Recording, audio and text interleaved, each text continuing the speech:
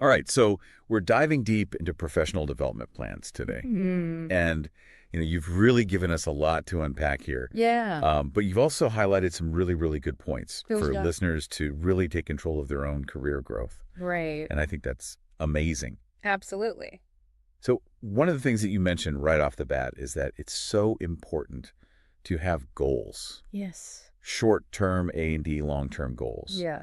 So can you talk a little bit about that? Why is that distinction important? I think it's really important to have goals because it gives you something to work towards. Yeah. And I think a lot of times people have an idea of where they want to go, Right. but they don't necessarily know how to get there. Mm-hmm. So having like short-term and long-term goals can kind of help you break down what you need to do Totally. to reach that ultimate goal, you know? Absolutely. It's like having that roadmap Yeah. instead of just having like the destination in mind. Exactly.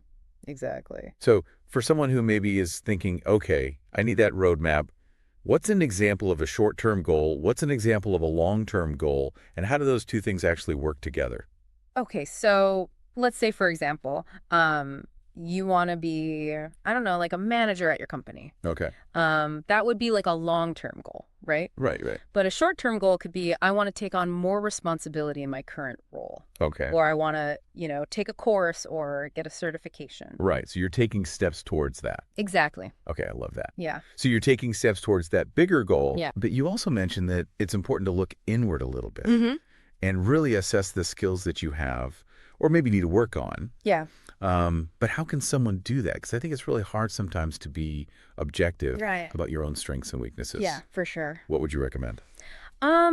I think it's really helpful to get feedback from other people. Okay. So that could be your manager, Mm-hmm. coworkers, mentors, friends, family, Yeah. anyone who you trust to give you honest feedback. Okay, so reach out to your network Yes. and maybe get some feedback from them. Yeah, and I think it's really helpful to be specific Okay. when you're asking for feedback. What do you mean by that? So instead of just saying like, "Hey, how am I doing?" or like, "What do you think of my work?" You can say something like, Right. "Hey, I'm really trying to work on my presentation skills. Okay. Can you give me some feedback on my last presentation?" Right, so be really specific about what you want feedback on. Exactly. That's such good advice. Yeah. So we've talked about setting those goals, short-term, long-term. Mm-hmm. We've talked about getting feedback on where you're at right now. Right. What are some other things that people can do to really get proactive about their professional development?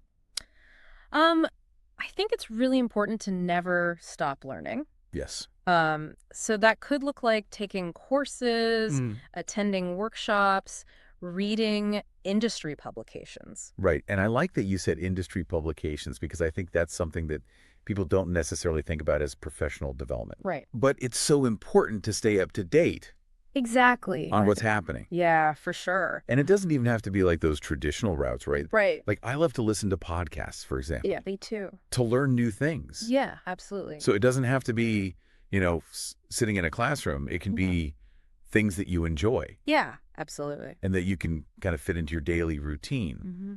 Okay, so we've got these goals. We're assessing our skills. We're committing to learning. Right. What is the one thing that you would say to leave people with today? I would say just get started. Okay. Like it's really easy to get overwhelmed Right. when you're thinking about all the things that you want to do and all the things that you need to learn. Right. But I think the most important thing is to just take that first step. Just start somewhere. Yeah, exactly. Pick one thing Mm-hmm. and just get started. Exactly. I love that. Yeah. That's great advice. Thank you. I think that's a perfect place to wrap up. Okay. Thanks for diving deep with me on this. Yeah, thanks for having me. And for all of you listening, make sure to subscribe so you don't miss our next deep dive. Yeah, see you next time. See you next time.